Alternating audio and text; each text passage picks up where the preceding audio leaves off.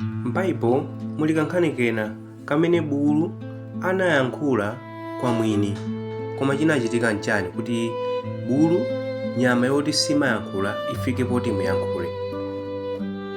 Ana a Israeli anakhala pa malo ena a chigwa cha Mowabu, atakwanitsa kuwagonjetsa mu nkhondo ma Amorite.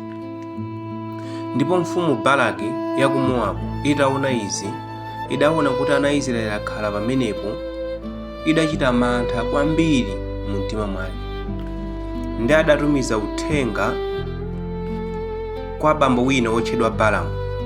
Balaamutu adali mneneri wodziwika bwino amene amati chimene wanenera chimachitika.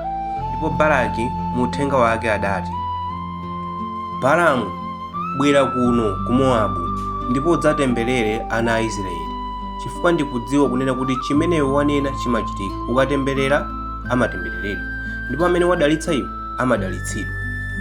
Ndipo Balaamu anamvetsera. Mboyeti mkati mwake ankaganiza za dipo limene atakalandire akakatemberera ana a Israeliwa, osalingala chimene Mulungu amafuna. Dziwani kuti mtima wachinyengo sumaona cholinga cha Mulungu kwenikweni. Komatu usiku utadza, Mulungu adampatsa chenjezo Balaamu, mneneri amene ankatemberera kapena kudalitsa anthuwa.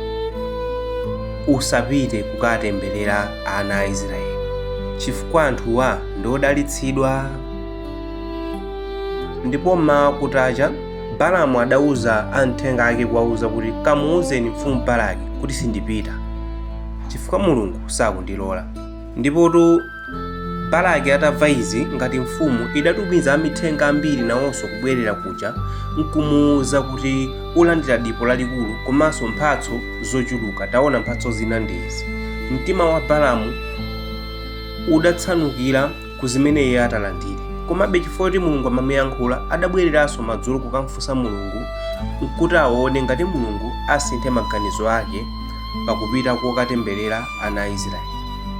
Ndipo Mulungu kachiwiri kadamuyankha kunena kuti, pita nawo, komano ukapange zokhazo zimene ineyo nditakuwuze, osati zimene iweyo ukufuna kapena watumidwa. Mmawa wake kutacha, Balaamu adapakira zokhalira zake pa bulu wake ndi zina zofunikira ananyamuka ndi amthenga ake.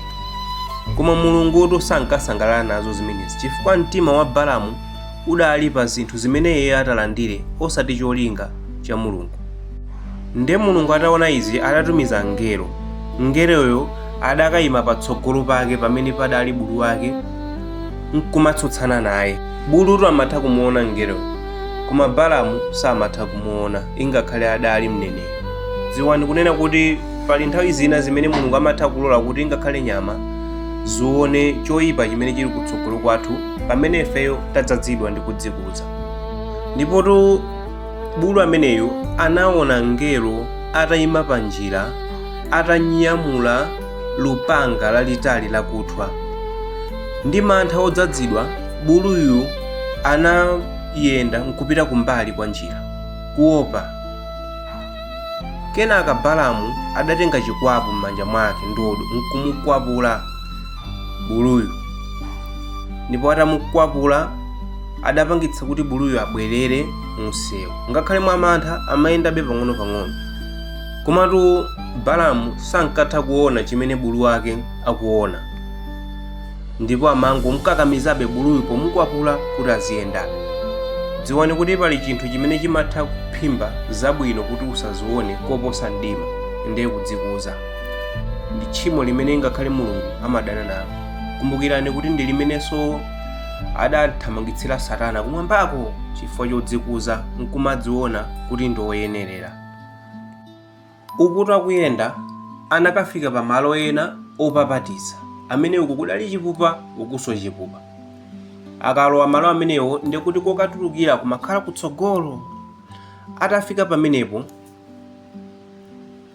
mngelo wa Mulungu anakayima kutsogolo kwa chipata chimene chichi, pakati pa zipupa ziwiri.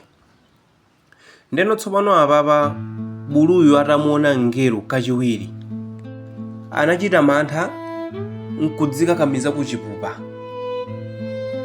Atadzikakamiza kuchipupa kumeneko anapangitsa kunena kuti phazi la Balaamu lipwetekeke. Izi zinamuyika mu mkwiyo waukulu komanso ululu chifukwa chonena kuti lakhala ngati wamphatikiza kuchipupa ndi mantha a buluyo. Ndipo Balaamu anatenga chikwapu nkunkwapula kwambiri buluyo chifukwa amadziwa kuti sakumvera ndipo sakutumikira cholinga chake akakadali koyamba, chifukwa buluyu anali nthawi zonse akumumvera.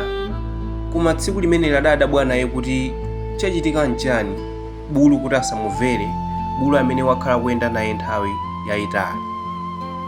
Dziwani kuti munthu amene amakwapula komanso kumenya mthandizi wake ndi chitsiru pamaso pa mfumu. Apatu zinapitirira, bulu uja anakwapulidwabe nkugona pasi.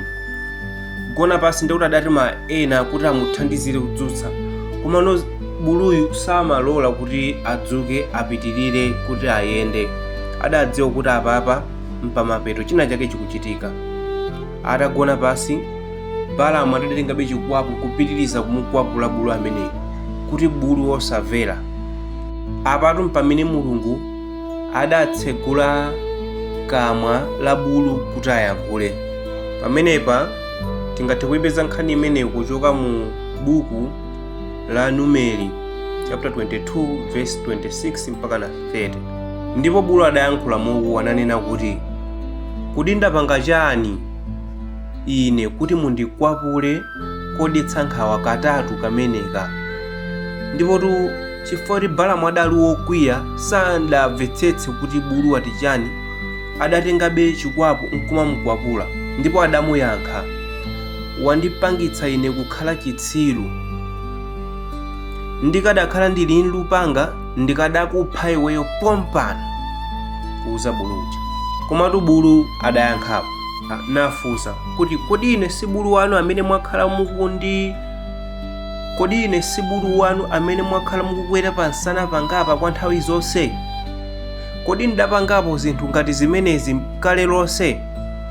Ndipo Balaamu adayima akayechenkha nayankha kuti ayi.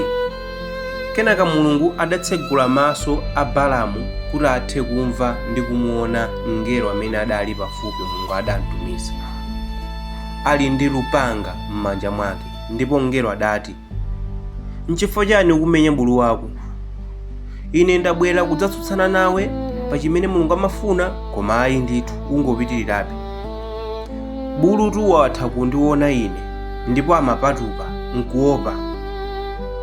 Chifukwa buluyo akanakhala kuti sadapatuke, iweyo nkadakupha ndithu. Koma ineyo ndakukhululukira nkukuyikira moyo wako pambali, chifukwa chonena kuti bulu anapereka ulemu. Mngeloyo adali wotumizidwa ndi Mulungu, ndipo maso ake adali otseka n'chifukwa chake samaona.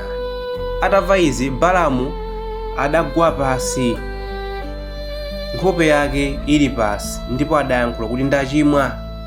Sindazindikire kuti patsogolo panga pali mngelo amene wayima wanyamula uthenga wa Mulungu. Ndipo mngelo adamuwuza kuti, pita ndi anthu ako, koma yankhula chokhacho chimene ineyo ndikakuwuze. Ndipo Balaamu adamvetsera, koma mtima mwake mudalibe kugawanikana. Ndipo adapitirira ndi ulendo wake opita kumene Balaki adamutuma kuti akatemberere ana a Israeli. Atafika kuja adayambapo kumatemberera, koma temberero lonse limene limabwera Mulungu amalisandulitsa kukhala mdalitso. Ndipo izi Balaki amadziwa uthenga mwamfika kuti anthu aja mmanena kuti atembereredwe aja zikuoneka kuti akudalitsidwa. Iye akayima pa phiri kuponya matemberero aja amasanduka madalitso. Ndipo atamuyitanitsa nkumfunsa kuti ukupangira njizi mfumu Balaki, Balaamu adayankha kuti ineyo ndimapanga zokhazo zimene Mulungu wandituma, n'chifukwa chake ndikuwadalitsa anthu awa. Ndipo anthu amene Mulungu waadalitsa palibe amene angatemberere